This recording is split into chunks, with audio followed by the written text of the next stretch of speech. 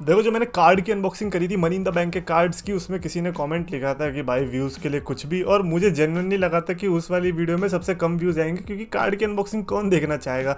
But ये तो मेरे को पसंद था इसीलिए मैं कर रहा था। भाई उस पर ही सबसे ज़्यादा व्यूज़ आ गए यार, 30,000 के ऊपर। कोई ऐसी चीज़ नहीं है कि हर दिन मैं कार्ड की अनबॉक्सिंग कर पाऊँ यार, मज़ा आ गया।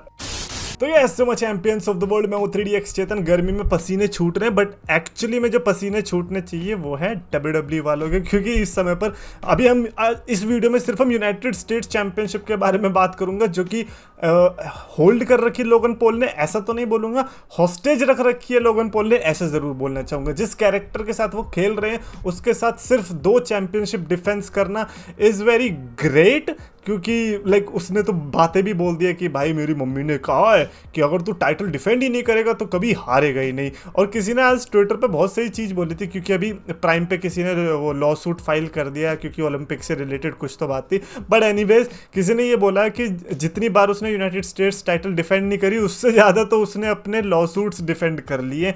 तो बेचारा रियल लाइफ में इतना डिफेंस कर रहा है तो फिर WWE में आके क्या टाइटल डिफेंड करेगा। बट खैर कंसर्न की बात ये नहीं, कंसर्न की बात ये है कि जो लिस्ट है longest United state championship range की, उसमें नंबर 3 पर पहुंच चुका है ये बंदा विद 260+ डेज। ये अब 260 से ज्यादा दिनों तक होल्ड कर रखी है। नंबर 2 पर है MVP और नंबर 1 पर है डीन एम्ब्रोस। MVP के हैं 343 यानी कि 343 डेज।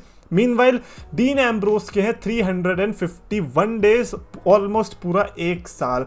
तो लोगन पॉल को अराउंड 100 दिन और चाहिए, यानी कि अराउंड 3 महीने और लोगन पॉल भी डीन एम्ब्रोस के टाइटल रेन को सरपास करके नंबर 1 पे आ जाएगा when it comes to holding United States championship for longer period of time. और ये देखकर मेरे को लगता है कि WWE को डरना चाहिए, क्योंकि आप ऐसे शर्म वाली स्टैट नहीं दिखा सकते कि हाँ यार इतना साल इसने होल्ड करी, 1 साल कह लीजिए, और उसमें सिर्फ 3 बार डिफेंड करा, क्योंकि एक समर स्लैम का हो जाएगा और मुझे नहीं लगता कि उसके बाद ये करने भी देंगे उसे दोबारा। तो ऐसे में क्या ये सही है? बिकॉज मेरे को लगता है कि लाइक ऑब्वियसली लोगन पॉल के कैरेक्टर पे वो सूट कर रहा है, बट हमको पता है कि जो मिड कार्ड टाइटल्स होती है ज़्यादातर वर्क हॉर्स टाइटल्स होती है, और ऐसे में लोगन पॉल के पास ये title, I mean 2 title defence तो अब लग रहा है कुछ ज़्यादा ही हो गया है ना। 2 टाइटल डिफेंस, दैट्स इनसेन यार। और ऐसा भी नहीं है ना कि बहुत बड़े मैसिव क्या बोलते हैं टाइटल डिफेंसेस थे, नॉर्मल ही थे, बट लोगन पॉल तो भाई लोगन पॉल ही है। और प्रॉब्लम पता है ट्रिपल एच के लिए क्या है?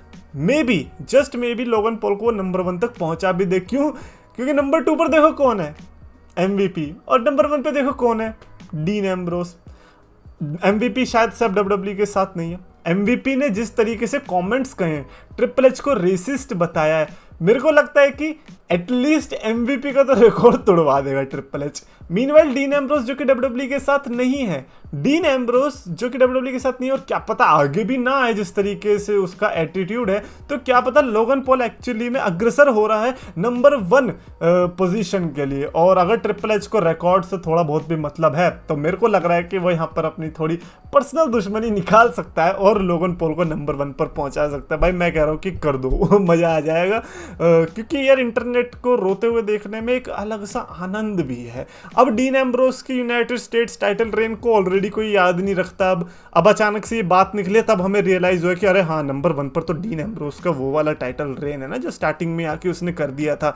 लेकिन लोगन पॉल अगर कर देता है तो ये हिस्टोरिक इसीलिए होगा कि यार नंबर 1 पर है लेकिन सिर्फ 3 टाइटल डिफेंसेस। हाँ यार ये तो बनता है obviously, but honestly when it comes to United States championship, जब मैं वो चैंपियनशिप देखता हूँ ना, मेरे को पता है सिर्फ 2 ही बंदे याद आते हैं, MVP एंड द मिज का आना बनता नहीं है। मेरा द मिज का IC टाइटल और यूनाइटेड स्टेट टाइटल दोनों में आ जाता है, बट MVP का भी आता है, विच सेज अ लॉट कि यार जब यूनाइटेड स्टेट्स टाइटल थी ना MVP के पास तो उसने उसकी प्रेस्टीजियस संभाल के रखी थी। और लोगन पॉल के केस में मैं कहूँगा कि उसने संभाल के तो रखी, लेकिन WWE से ज़्यादा वो हर जगह दिखाई दी है। खैर इस पर मैं डेफिनेटली आपके थॉट्स जानना चाहूँगा। डू यू थिंक कि 3 महीने और करके नंबर 1 पर आ जाना चाहिए, या फिर आपके प्यारे क्या बोलते हैं डीन एम्ब्रोस ही नंबर 1 पर रहने चाहिए? मुझे पता है इसमें इमोशनल फैक्टर भी आ जाएगा, क्योंकि हम इंडियंस हैं, हम इमोशनल है, तो ऑब्वियसली हम ये बोलेंगे कि नहीं भाई शील्ड से रिलेटेड है, डीन एम्ब्रोस ही रहना चाहिए नंबर 1 पर। बट अगर आप थोड़ा सा सोचने की कोशिश करो तो क्या आप जेन्युइनली डीन एम्ब्रोस को चाहते हो या लोगन पॉल को? पर्सनली मेरे को एक्चुअली में उतना फर्क पड़ता नहीं है।